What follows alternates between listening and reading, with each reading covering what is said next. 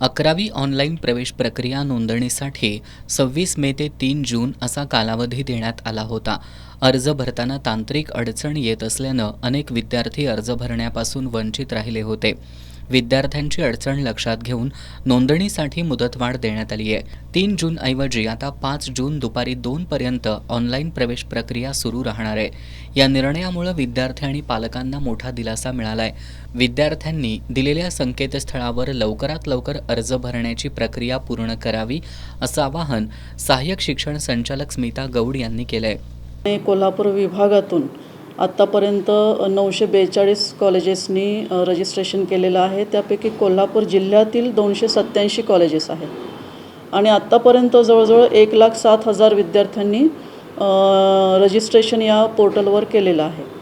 तर यामध्ये एक सुधारित सूचना अशी आहे की पूर्वी 3 तारखेपर्यंत रजिस्ट्रेशनची मुदत होती आणि आत्ता सुधारित सूचनेनुसार विद्यार्थ्यांना रजिस्ट्रेशनसाठी 2 दिवसाची मुदतवाढ देण्यात आलेली आहे आणि त्यानुसार 5 जूनपर्यंत 5 जून दुपारी 2 वाजेपर्यंत विद्यार्थी रजिस्ट्रेशन करू शकतात.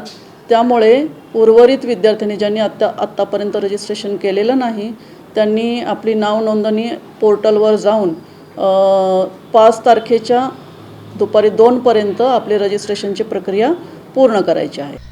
आधीच्या वेळापत्रकानुसार 5 जून रोजी सायंकाळी सर्वसाधारण गुणवत्ता यादी जाहीर करण्यात येणार आहे. 6 ते 7 जून या दरम्यान हरकती नोंदवणं आणि अर्जातील दुरुस्ती प्रक्रिया राबवण्यात येणार आहे. 8 जून रोजी अंतिम सर्वसाधारण गुणवत्ता यादी जाहीर करण्यात येईल. यानंतर 9 ते 11 जून दरम्यान कागदपत्र अपलोड करणं, मूळ कागदपत्र तपासणी आणि प्रवेश निश्चित करणं ही प्रक्रिया पार पडेल. यामध्ये ज्यांना पहिल्या पसंतीचं महाविद्यालय मिळालं आहे त्यांना प्रवेश घेणं अनिवार्य असणार आहे. यानंतर 20 जून रोजी दुसऱ्या फेरीसाठी रिक्त जागांची यादी जाहीर केली जाईल. मात्र 5 जून रोजी दुपारी 2 पर्यंत नोंदणी आणि त्याच दिवशी सर्वसाधारण गुणवत्ता यादी जाहीर करण्यात येणार असून ही प्रक्रिया पूर्ण झाली नाही तर वेळापत्रकात बदल होण्याची शक्यता आहे.